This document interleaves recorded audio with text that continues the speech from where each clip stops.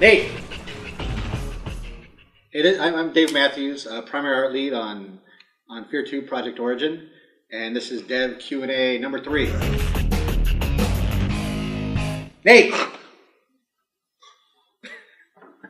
going on, man? Alright, so just to give you a heads up, it's about like 3:30, 3:40 in the morning right now. We're deep into beta and we're cranking through stuff, but we wanted to get some of these questions answered. This is Nate Henriksen. Go ahead and introduce yourself. Hey, how's it going? I'm Nathan Hendrickson. Let's just start diving in. Yeah. We're going to answer questions. Is that what I'm here for? This comes from Revan. Will you take damage from Alma attacking you, or is it just scares? Because Alma actually gets a lot closer to you this time, you're going to actually start to you're going to feel the influences of her. We wanted to amp her up a bit so that she became a true threat to the player and thus damage you. So. Oh, will there be 2 shotguns? And that comes from Jufro. Absolutely, there's going to be 2 shotguns. We have the old traditional pump that everybody loves, but we also have the clip-fed shotgun. Higher rate of fire. Very powerful. Nice. Based on the last dev blog, which I didn't participate in, I gather that there are more than one forms of Alma in her older form. How many are there? And that is from Shadow Dark Slayer. There will be, but I can't tell you too much about it. All I want you to do is sit down and imagine this. Think of your grandmother in the shower. One form. I'm not going to tell the other. You can tell the other form. That's just the one I wanted to give because I think it resonates with a lot of people out there. It doesn't resonate with me. It doesn't? No. Oh. God's servant. What's the philosophy of the people behind Alma? What is the humanity of them? Well, I think the philosophy, being Armacam, behind Alma is they wanted to use her as a vessel to create the psychic soldiers, the psychic commanders. And as far as humanity, I think I'm not going to make an exposition on the majority of the mega corporations out there, but I don't think a lot of them have humanity. Oh, it's this dude. All right, first off, please write a post so I understand exactly what lead speak this is. This is at 58 plus lines, I think is the last part, or Lenios? I'm not sure. Anyway, he asks, or she, will there be more stuff that blows up? Sure. I mean, it's one of the hallmarks of F.E.A.R. I mean, we love that chaos of combat. So I think what you're going to see is, I mean, inside, outside, we've really ratcheted up all the activity that occurs during combat. So yes, in fact, you're going to see more shit that blows up.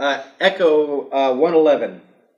How do you envision all those freaky paranormal moments? It really takes some twisted minds. I think probably from the dev blogs already, you can already see that we're a little bent.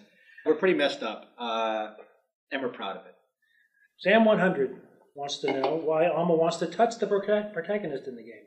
Do the player have to do anything to defend himself from Alma attacks and abomination grapples? Alma want to touch. Alma wants to touch you for a wide variety of reasons, but we'll let the game tell you those reasons. But yes, you will be able to defend yourself and push them off and kick them off. Lion Cake asks, in what year does F.E.A.R take place? The near future. Sorry, I jumped that. I was going to say about like future plus 5 or 10. Well, there you go. Jordy asks, what is an average day at Monolith Productions like? Pretty much like any other job that you'd have. And I'm sure, like right now as I'm talking, you're going to start to see a lot of little snippets of everything that's just pretty much normal. Yeah. Nothing out of the ordinary, average day. RXP wants to know, how and why did you pick the name Alma? I'm passing the buck. Alma actually comes from the book Ghost Story. And it's one of the characters from Ghost Story. If you haven't read the book, it's pretty creepy. It's great to read, and you start to get some of the influences that went into F.E.A.R. Dark Glaive 88. What kind of soundtrack could we expect from F.E.A.R 2 Project Origin? What sounds similar to the original F.E.A.R, or have you created an entirely new soundtrack from scratch? My name is Brian Pamantuan, the audio director for Monolith. I think the soundtrack that you'll get, as far as musically overall, is pretty dynamic. This round, that we really try to take the music and actually put it dynamically changing to how the AI reacts. Oyster asks, is Stokes voiced by Jen Taylor, a.k.a. Cortana? Damn, you're good. Yes, in fact, she is, but she's not Cortana. She's not Stokes. And there's a difference. Stokes is cooler. Can anyone hear this? I need help now! And she also played Kate Archer in the Null series. How about that? Look at that. Doesn't matter. Is Alma actually dead? I know they said I know they say she died 6 days after life support was pulled, but did she manage to keep herself alive through her psychic ability somehow?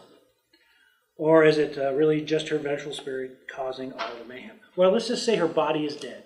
Yes, she did die. Once. And she has become something much more than that. Something unexplainable. Florian wants to know, will there be more of the answering machine laptop style story progression? Will we have the option of replaying those conversations through the pause menu? We have a lot of story in this game, so most of it's going to be out there for you to see without having to search for. We have a lot more cinematics, which is what I do.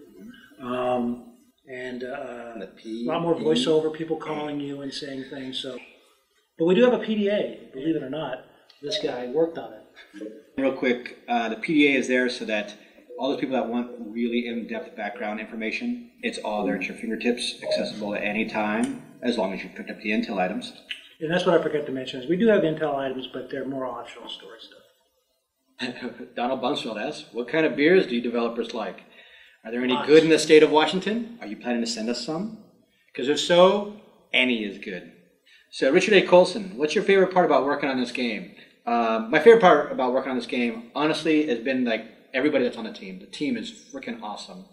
I've worked at a lot of places. I've been in the industry for a long time. And what I really enjoy about this team is the caliber, the quality of the people, and how cool they all are. Screw you then. Yeah. All right, well, I think that concludes Dev Q&A number 3. Keep those questions coming. They're awesome. Yes. Thanks for keeping us up at night.